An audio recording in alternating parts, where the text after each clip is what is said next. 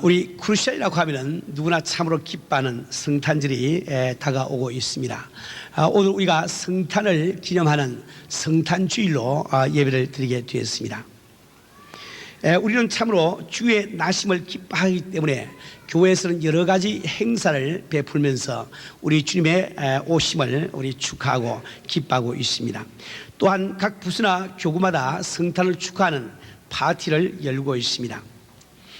그러나 우리가 주님의 나심을 올바르게 축하드릴 수 있는 길은 바로 이 크리스마스, 즉 주님의 오심을 통해서 나타나고 있는 그 정신을 우리가 알고 그 정신에 우리가 동참함으로 우리 주님 앞에 진정한 축하를 드릴 수 있을 줄 압니다. 크리스마스라고 하면은 참으로 여러 가지 생각이 여러분의 뇌리를 스쳐 지나갈 것입니다.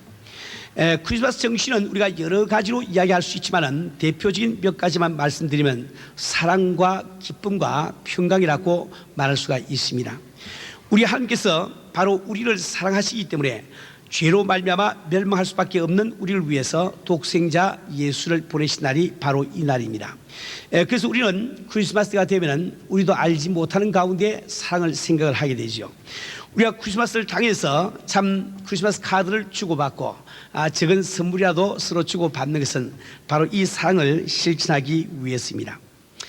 뿐만 아니라 암흑과 절망 가운데 처해 있는 우리들에게 하나님께서 최선의 선물을 주신 날이 바로 이 날입니다.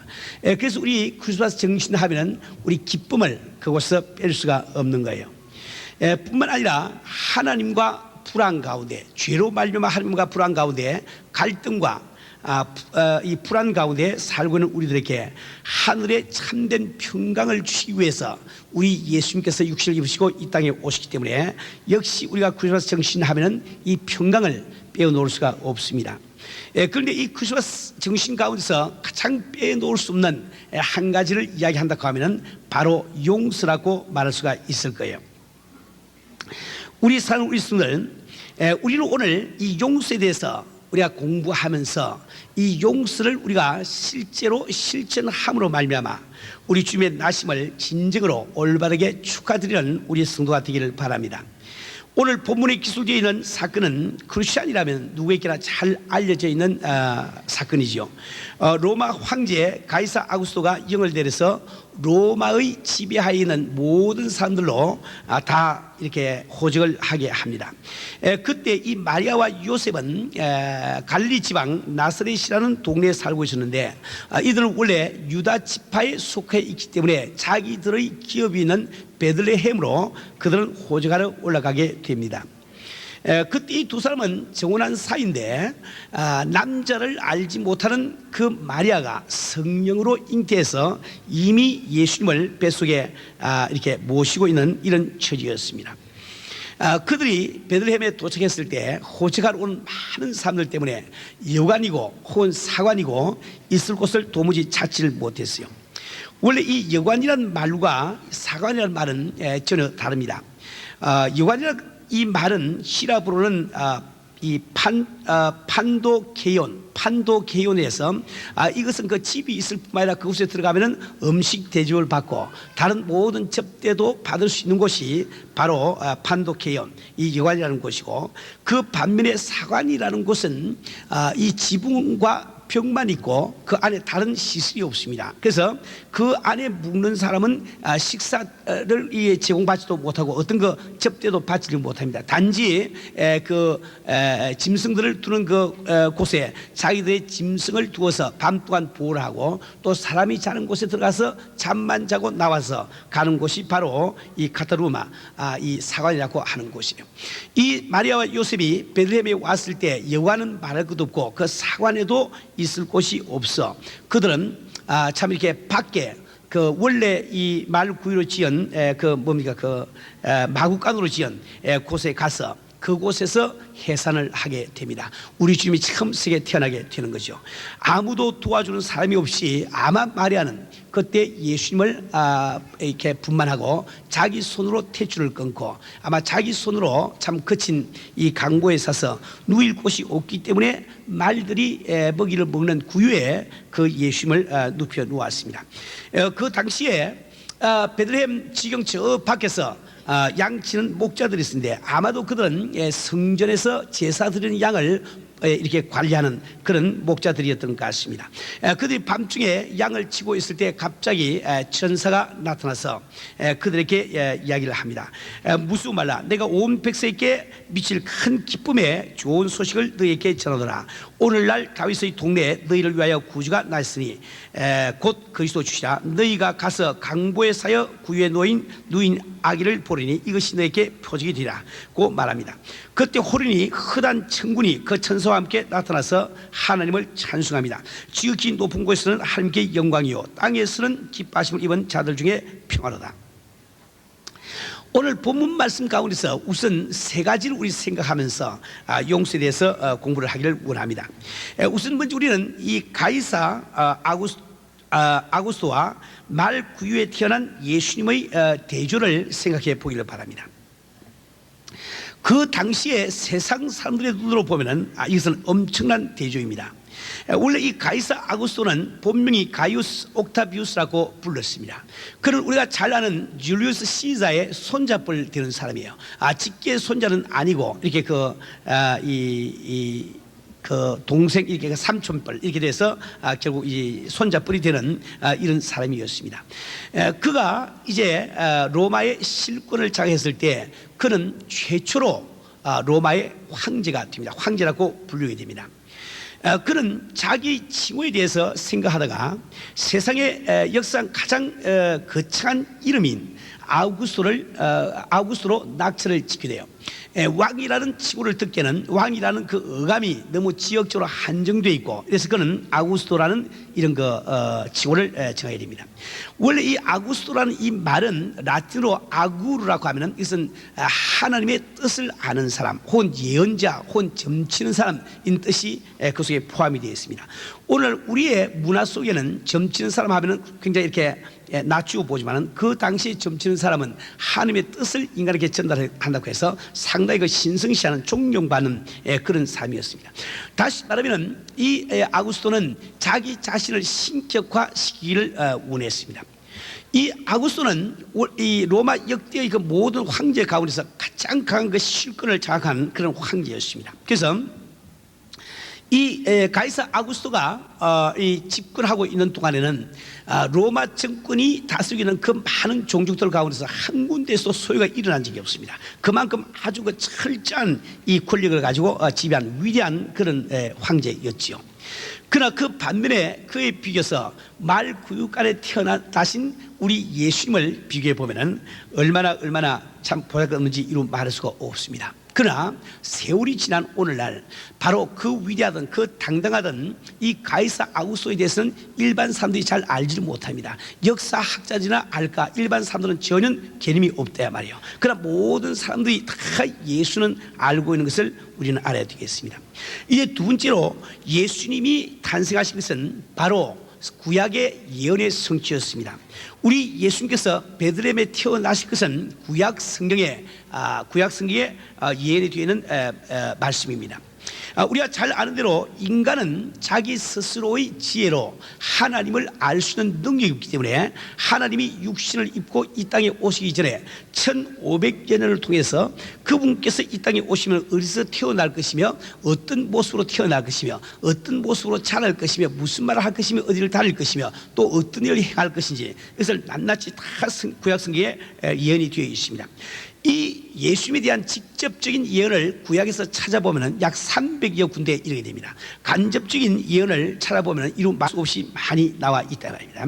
그 가운데 예수님이 태어나시기 약 650여 년 전에 쓰인 미가서에 우리 예수님께서 베들레헴에 태어날 것이 예언이 되어 있습니다. 미가서 5장 2절 말씀에 보면 베들레헴 에브라다야 너는 유다 족속 중에 작을지라도 이스라엘을 다스릴 자가 내게로 나올 것이라 그의 근본은 상고의 태초이니라 라는 말씀이 나온다 말입니다. 우리가 이걸 한 가지 알아야 되는 것은 우리 예수님께서 베들레헴에 태어나신 것은 우연한 일이 아니고 하나님께서 예언하신 예언을 성취하기 위한 일임을 우리가 알아야 됩니다. 이렇게 볼 때 바로 그 당당한 가이사 이 아구스토가 이 황제에 올라서 참 이 굉장한 그 철권을 가지고 이렇게 그 천하를 다스리면서 자기의 위세를 더 높이기 위해서 또 자기의 지배를 강화하기 위해서 참 모든 사람으로 하여금 호적하게 하는 이것도 하나님의 뜻을 이루기 위한 한 가지 방편임을 우리가 알 수가 있습니다. 다시 말하면 우리 인간의 눈으로 볼 때 아무리 위대하고 당당해 보이는 그 사람도 단지 하나님의 뜻을 이루기 위한 메시아가 이 땅에 오시는 것을 그 예언을 성취시키기 위한 무대 장치를 돕는 사람밖에 안 된다 이 말입니다. 오늘 바로 이 시간도 마찬가지로 이 성에는 예수를 믿지 아니하는 많은 사람들 가운데 참으로 당당한 기라성 같은 많은 사람들이 있습니다. 그러나 하나님께서는 바로 우리들 하나님의 자녀들에게 관심을 두시고 그 자녀들을 양육하시기 위해서 그들을 쓰고 있는 이 사실을 우리가 잘 알아야 됩니다. 이제 세 번째로 예수님이 나신 목적에 대해서 생각을 해보기를 원합니다. 한마디로 이야기해서 예수는 바로 우리의 죄를 용서하시기 위해서 이 세상에 오셨습니다. 이 세상에 사는 모든 사람들은 육신의 생명이 끝나는 그날 갈 곳이 두 군데밖에 없습니다. 두 군데 가운데 한 군데를 택해서 갈 수밖에 없어요. 한 군데를 하나님이 계시하는 지옥이라고 부르고 또 한 군데를 하나님이 계신 천국이라고 부릅니다. 이 천국에 이룰 수 있는 사람은 하나님이 의로우신 분이시기 때문에 하나님처럼 죄가 없는 자라야 천국에 이룰 수 있지, 죄가 있는 사람은 도무지 천국에 갈 수가 없는 겁니다. 그런데 이 세상에 태어난 우리 한 사람 한 사람은 이 세상에 태어나서 우리가 죄를 짓기 때문에 우리가 천국에 못 가는 것이 아니고, 성경 말씀은 우리가 이미 죄인으로 태어났기 때문에 죄를 짓지 않을 자가 아무도 없다고 말씀을 하고 있습니다. 그렇기 때문에 우리 인류 가운데는 자기의 실력으로 천국에 들어갈 자가 아무도 없지요. 오직 그 누가 우리의 죄를 용서하시기 위해서 나 대신 벌을 받아주지 않고는 우리 같은 죄인이 천국에 이를 수 있는 길은 도무지 없는 거예요. 그래서 하나님께서는 바로 독생자 예수를 이 땅에 보내시고 우리를 대신해서 십자가에 매다시기를 원하십니다. 그러나 그 전에 우리 하나님께서는 인간이 스스로 죄인임을 깨닫게 하시기 위해서 모세를 통해서 율법을 주신 사건을 잘 알고 있죠. 율법을 요약해서 설명한 것이 바로 십계명인데, 이 십계명에는 1계명부터 4계명까지 즉 하나님을 향한 그 하나님의 뜻이 나타나 있고, 5계명부터 10계명까지는 인간을 향한 즉 인간 사후간을 위한 그 하나님의 뜻이 나와 있습니다. 계명이 나와 있다 말이에요. 우리가 10계명을 몇 가지만 잠시 우리가 추려서 본다 할지라도, 첫째 계명에 하나님 위에 다른 신을 두지 말라고 말씀을 드려 있는데, 이 세상에 태어난 사람 치고 이 하나님 위에 돈이라든지 자기 건강이라든지 혹은 가족이라든지 자기 명예라든지 이런 것들을 하나님보다 더 이상 숭배하지 않는 사람이 거의 아무도 없습니다. 다시 말하면 어떤 사람도 첫째 계명은 다 범하고 있다 말이에요. 둘째 계명은 아무 형상에도 절하지 말라고 말씀되어 있는데, 그러나 우리는 세상에 속한 많은 것들 앞에 자신을 굽혀왔습니다.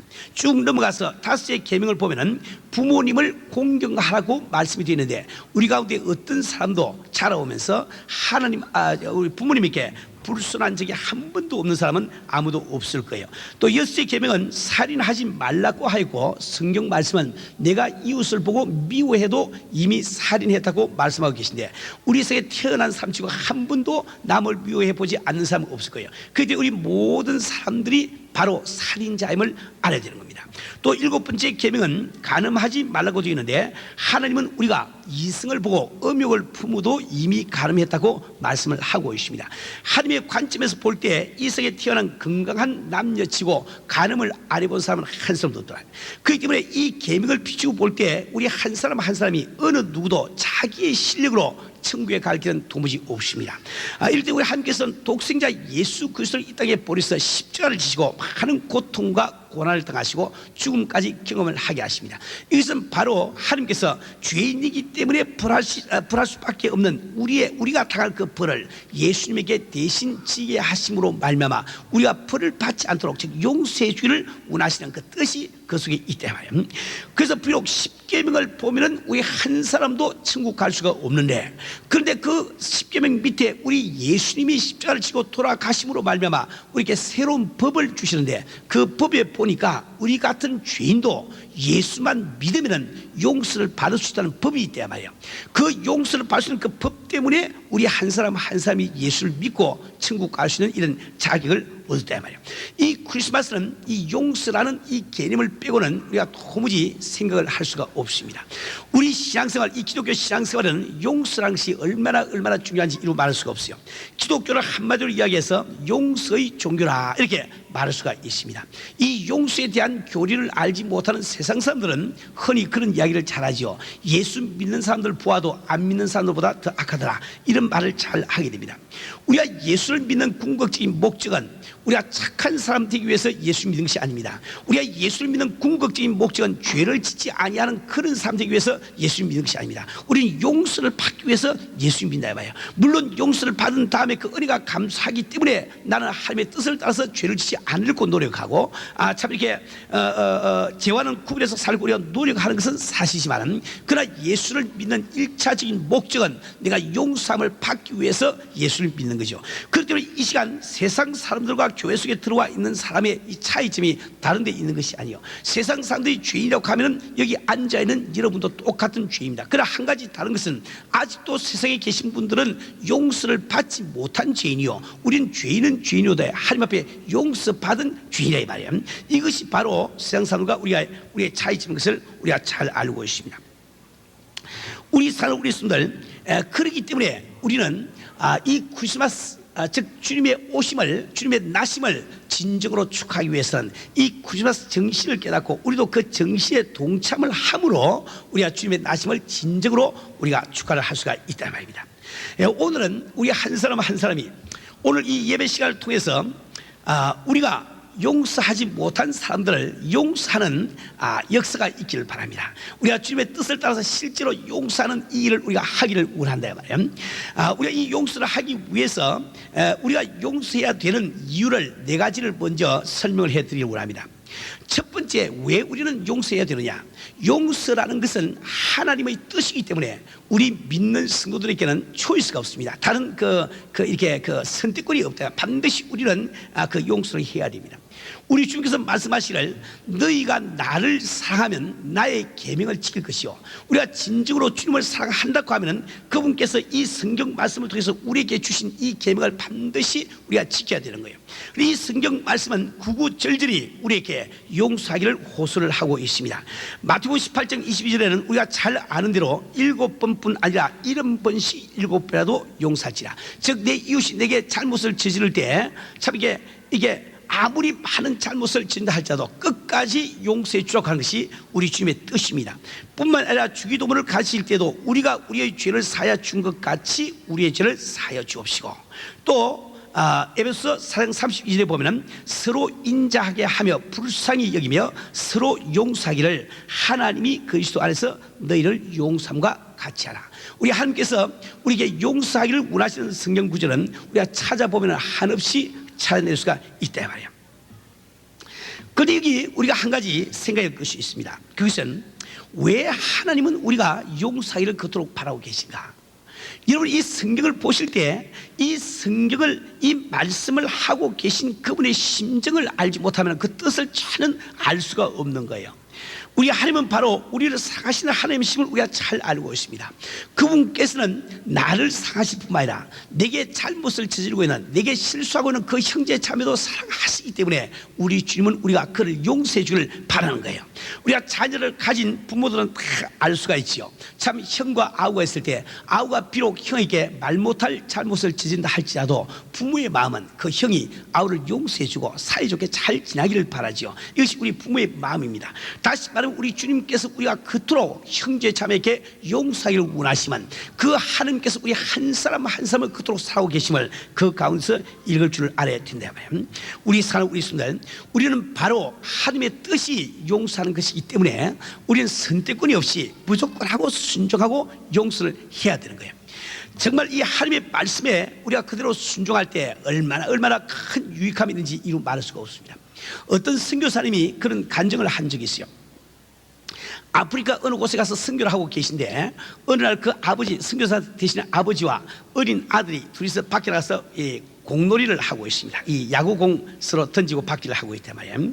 그 어린 아이가 참 그 아버지에게 자기가 탁 세게 던질 수 있는 것을 보여주기 위해서 자꾸 공을 던지고 받고 하면서 한 발짝 한 발짝 뒤로 물러가기 시작합니다. 그렇게 하다가 그 아이가 뒤에 쭉 물러가서 나중에 그 장거리 있는 그 나무인 데까지 근처에 갔다 말이에요. 그때 갑자기 아버지가 이야기하기를, 너 꼼짝하지 말고 그대로 엎드려 가지고 조용하게 이리로 나한테 기어오라고 이야기를 했습니다. 저는 아무 이유와 설명이 없어요. 그런데 아이는 다행히 아버지의 말씀을 듣고 그래서 납작 엎드려 가지고 조용하게 기어서 아버지께로 다가왔대요 말이에요.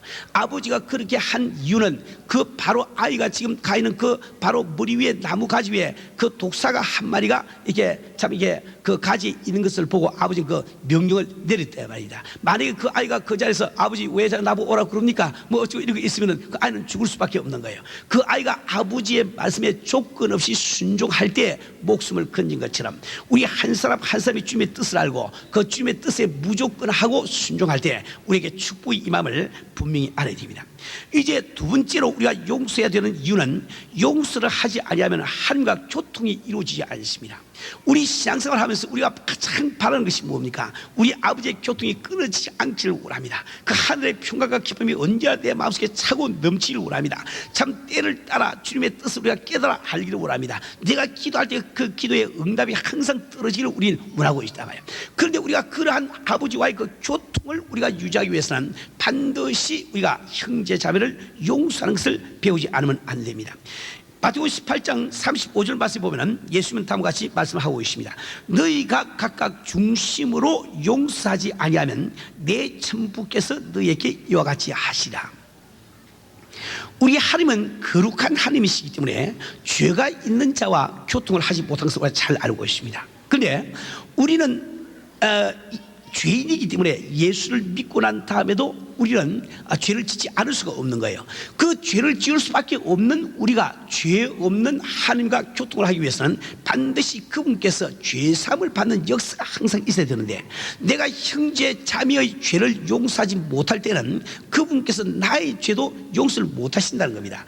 다시 말하면 이 용서는 우리가 구원받는 용서하고는 전혀 달라요. 이 성경 말씀에는 네 가지 종류의 다른 용서가 나와 있습니다. 첫 번째 한 가지를 영원한 용서라고 부르는데, 이것은 예수를 믿음으로 말미암아 내가 오늘까지 지은 모든 죄를 용서받고 천국 갈 수 있는 자격을 따는 것을 그를 영원한 용서라고 부릅니다. 이 용서는 형제를 용서하거나 이게 지금 그것이 조건이 되어 있지 않습니다. 예수만 믿으면 이 영원한 은혜는 받게 되어 있다 말이에요. 자, 그런데 두 번째는 교제의 용서라는 것이 있습니다. 이 교제의 용서는 반드시 내가 형제 자매의 죄를 용서해 줄 때 그 죄사함을 내가 받게 되어 있다 말이에요. 다시 말하면 방금 제가 설명드린 대로 우리가 하나님과 교제하기 위해서는 그분께서 내가 짓는 죄에서 용서해 주셔야 되겠는데, 내가 형제 자매의 죄를 용서해 주지 않을 때 그분께서도 내 죄를 용서를 못 해줍니다. 그래서 우리가 기도가 막히고 이런 경우를 많이 보게 된다 말이에요. 사랑하는 우리 성도님들, 이제 세 번째는 지리의 용서라는 것이 있습니다. 지리의 용서, 이 가버링, 지리하는 용서란 말이에요. 이것은 무슨 말입니까? 우리가 죄를 지음으로 말미암아 질병이 내게 닥쳐오거나, 혹은 내 가족 가운데 이게 질병이 생기거나, 혹은 또 사업이 잘 안 되거나 어려운 역정이 우리가 도달하게 될 때 이것은 반드시 지리의 용서를 받아야만 그것이 그치게 되어 있단 말이에요.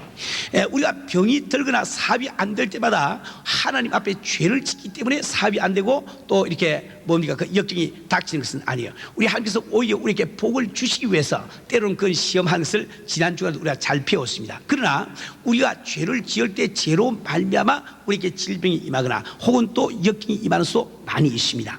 이것은 하나님께서 우주를 다스릴 때는 그 다스리시는 원리가 있는데, 그 원리 가운데 한 가지가 심은 대로 거두리라. 밭을 심으면 밭이 나고 콩을 심으면 콩이 나는 것처럼, 내가 선한 일을 하게 되면 복이 내게 임하고 또 악한 일을 하게 되면 화가 내게 임하는 그 원리가 있단 말이에요. 이 원리에 의해서 우리가 죄를 지을 때 우리 참 일신상에 혹은 가정에 어려운 역정이 오게 됩니다. 이런 것은 지리의 용서를 받아야만 해결될 수 있는데, 이런 것을 바로 치유의 용서라고 부르는 거예요. 네 번째로 위임된 용서라는 것인데, 이것은 믿는 사람이 세상 사람을 향해서 내 죄가 사함을 받았다고 믿음으로 선포를 할 때 하나님께서 우리의 선포를 인정하셔서 그대로 이루어 주시는 것을, 그것을 위임된 선포라 이렇게 부르는 겁니다. 우리 사는 우리 성도들, 우리가 하나님과 꾸준하게 교통하기 위해서, 교제하기 위해서는 반드시 이 죄사함을 받을 필요가 있고, 이 죄사함을 받기 위해서는 먼저 우리가 형제 자매의 죄를 용서해 주지 않으면 안 되는 겁니다. 우리 가운데 많은 믿음 좋은 성도님들이 왜 내가 믿음으로 목표를 정하고 믿음으로 기도하고 매달려서 참 이게 꿈을 가지고 일하는데 우리 주님께서 응답을 해주지 아니하시는 거, 이렇게 궁금하게 생각하시는 분들이 많이 있어요. 그런데 그런 분들 가운데 10중 8구는 원인이 내가 주님을 믿고 열심히 일하기는 원하지만 내 마음속에 용서해 주지 못하는 사람이 있어. 내 마음속에 용서해 주지 못하는 사람이 있단 말이에요. 이럴 때는 그 기도가 응답되지 않는 것을 우리가 잘 알아야 되는 겁니다. 마가복음 11장 24절 25절 말씀 보면은 우리 주님이 친히 말씀하시기를, 그러므로 내가 너에게 말하노니 무엇이든지 기도하고 구하는 것은 받은 줄로 믿으라. 그리하면 너에게 그대로 되리라. 근데 그 다음에 단서가 붙습니다. 서서 기도할 때 아무에게나 혐의가 있거든 용서하라. 천부께서 너에게 이렇게 하시라. 내가 서서 기도할 때 남을 용서를 해야만 하나님도 내 죄를 용서하셔서 기도가 상달될 수 있음을 이 성경이 말씀을 하고 있단 말이야. 자, 이제 세 번째로 우리가 용서해야 되는 이유는, 원수를 갚는 것은 하나님의 주권에 속한 일이기 때문에 우리는 용서를 해야 되는 겁니다. 우리가 어떤 억울한 일을 당했을 때 용서하지 못한다는 것은 내가 그 잘못을 저지른 형제를 내가 갚아주겠다는, 원수를 갚겠다는 그 마음이 내 마음속에 있기 때문에 그렇습니다. 심판을 내리겠다는 그 마음이 내 마음속에 있기 때문에 용서를 할 수가 없는 거예요. 그런데 원래 이 심판이나 원수를 갚는 것은 죄가 없는 자만이 할 수 있지, 죄가 있는 사람은 심판할 권리가 없는 거예요. 우리 모든 사람들이 다 죄인이기 때문에 우리는 남을 심판하거나 남에게 원수 갚을 이런 능력이 없습니다. 오직 하나님 한 분만이 죄가 없으시기 때문에 그분만이 심판할 권세를 갖고 있는 거죠. 그래서 이 로마서 12장 19절 말씀 보면 다음과 같이 기록이 되어 있습니다. 내 사랑하는 자들아, 너희가 친히 원수를 갚지 말고 진노하심에 맡기라. 기록되었으니 원수 갚는 것이 내게 있으니 내가 갚으리라고 주께서 말씀하시느니라. 또한 히브리서 10장 30절 말씀 보면 다음과 같이 기록이 되어 있습니다. 원수 갚는 것이 내게 있으니 내가 갚으리라 하시고. 우리 성도들, 우리가 내게 잘못한 사람을 용서해 주지 못할 때 내가 스스로 하나님이 되는 큰 죄를 저지르게 되는 것을 알아야 됩니다. 우리가 하나님 앞에 겸손한 성도가 되려면 우리가 서로를 용서할 줄 아는 이런 성도가 되어야 되겠습니다. 이제 마지막으로 용서는 우리가 마음속에 쉼을 얻기 위한 필요 조건이기 때문에 반드시 필요합니다. 우리 모든 생물체, 모든 인격체가 살고 있는 원리, 목적은 우리 마음속에 쉼을 갖는 것, 평안을 갖는 것, 행복을 갖는 것입니다. 근데 우리가 남을 용서해 주지 못할 때 우리 마음속에 쉼이 있을 수가 없는 겁니다. 언젠가도 한번 말씀드렸지만 어떤 사람이 내게 잘못을 저질렀을 때 용서해 주지 못한다는 것은 내 마음속에 잘못을 저지른 그 사람을 위해서 우리를 만들어서 그 우리 속에 가두어 두는 것과 똑같습니다. 왜 우리는 나에게 잘못한 사람을 우리 속에 가두어 주기를 원할까요? 그것은 지금은 내가 바빠서 결말을 못 내지만은 좀 한가할 때 일을 반드시 좀 이렇게 따지고 결말을 좀 지어야 되기 때문에. 그래서 우리 마음속에, 우리 속에 가두어 놓은 죄수가 많으면 많을수록 아주 육신의 일이 끝나도 마음이 쉴 틈이 없어요. 다 일이 끝나고 좀 침대에 누워서 좀 조용히 좀 쉬어야 될 그때도 큰 마음속에서 참 내한테 잘못을 저지른 그 김수사 잡아내가지고 너 왜 그랬니? 또 이렇게 고문하고 또 김장 나와 또 이거 하고 남편도 나와 시어머니 나와 매일 이거 하고 있으니까 도무지 삶이 쉴 틈이 없대 말이지. 그러니까 용서해 주라 이 말은 나를 위한 말씀입니다. 나를 위해서 용서해 줘버리고 나면은 우리 속에 있는 죄수를 다 날려버려버리고 나면은 내가 다 고문할 사람이 없으니까 좀 육체가 쉴 때 마음도 쉴 수 있는 길이 열리지 않습니까? 내 용서한다는 것은 이렇게 아주 참 위대한 이러한 그 마음의 심경의 그 변화가 일어날 수가 있는 겁니다. 우리 사는 우리 순들, 우리가 정말 용서를 배울 때 내가 이렇게 자유함을 얻고 기쁨을 얻는 것을 꼭 기억을 하셔야 되겠어요. 얼마 전에 저희 교회 트레시아스 프로그램에 참석한 어떤 목사님의 간증이 생각납니다. 이 목사님은 교회를 개척했지만 실패를 했다고 그래요. 또 이 목사가 되었지만 기도를 해도 내 기도가 이 상달되는 전혀 그 확신이 없다고 이야기합니다. 또 뿐만 아니라 이 사람들과 같이 대화를 하고 사귀어도 그 사람들이 나와 더불어 교제하는 것이 믿어지지 않기 때문에 이 목사님은 점점 말수가 적어지고 아주 소극적인 이런 그 생활을 하고 있는 그런 목사님이었습니다. 그런데 그 목사님에게 그렇게 된 원인이 있어요. 그 원인은 뭔가 하니까 이 목사님이 어릴 때 자기 아버지가 목사님이었는데 그 자기가 어릴 때 자기 어머니가 돌아가시됩니다. 돌아가시고 난 다음에 자기 아버지가 자기 집에 자기를 가르치러 오는 그 가정교사 대학생과 함께 결혼을 하게 됐답니다. 근데 그 대학생과 결혼하고 난 다음에 이상하게도 그 아버지가 계모님의 동생들까지도 다 뒷바라지를 하고 학비를 대주고 다 공부를 시키면서 정작 친자식인 자기들에게는 전혀 학비도 대주지 않고 그저 내버리다시피 했단 말이에요. 어릴 때부터 자기 힘으로 벌어가지고 공부를 하고 그 고생을 하면서 그 아버지에 대한 원망, 아버지에 대한 그 미움이 얼마나 가슴 깊이 자리를 잡았는지 아버지가 돌아가신 다음에도 그 일만은 도무지 용서하지 않는답니다. 그런데 트레시아스 그 프로그램에 와가지고 성찬 예식을 올릴 때 성찬상 앞에서 묵상을 하고 있는데 자기 마음속에서 아버지를 용서하지 못하던 그 시커먼 그 무엇이 쑥 나오더니 십자가 속으로 쑥 빨려 들어갔을 경험을 하면서 마음속에 자유함을 얻대 말이야. 아버지가 용서가 되어버리고 그러니까 그 목사님이 얼마나 기뻐하시면서 이제는 내가 자신이 있습니다. 이거 한 가지 때문에 내가 주님과 교통도 이루어지지 않고 기도 제대로 하지 못하고 인간관계도 잘 맺지 않았는데 이제는 자신이 있습니다. 참 이렇게 감격해서 간증하는 그런 말을 들은 적이 있습니다. 우리 성도들 내가 용서할 때 바로 그것은 내게 유익한 것임을 알아서 꼭 내가 용서해야 될 자를 용서를 해야 되겠습니다. 우리가 누구를 용서해야 될까요? 오늘 잘 들으시고 이제부터 구체적으로 용서를 한 분 해나가기 시작하는 거예요. 제일 첫째로 우리가 용서해야 될 분은 하나님을 용서할 줄 알아야 돼. 하나님을 용서를 할 줄 알아야 됩니다. 참 무슨 이야기 아닙니까? 하나님이 우리에게 잘못을 저지른 적이 없는데 우리가 잘못 생겨서 마치 하나님이 내게 잘못을 저지른 것처럼 우리 마음속에 아주 예수를 믿는다고 하면서도 아주 불평이 지금 잔뜩 들어있어. 불만이 잔뜩 들어있단 말이에요. 내가 기도해도 응답해 주지 않을 때 우리는 하나님이 내게 잘못을 진다고 잘못 생각을 합니다. 내가 원하는 뜻대로 되지 않을 때 우리가 하나님을 원망하는 그 마음을 갖는다 이 말이에요.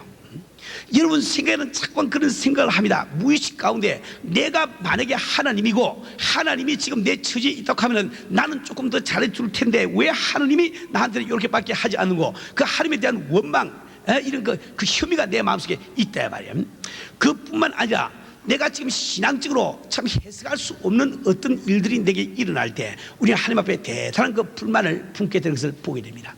나는 이게 집사로서 혹은 장로로서 예수를 잘 씁니다고 생각했는데 불치병이 갑자기 내게 닥쳐올 때 이 하나님의 뜻을 알지 못하는 사람은 하나님의 상을 깨닫지 못하는 사람은 왜 딴 사람은 다 괜찮은데 나에게만 이런 병이 온단 말인고 마치 하나님이 그 병들게 하신 것처럼 하나님을 원망하는 이것을 많이 보게 된다 말이에요.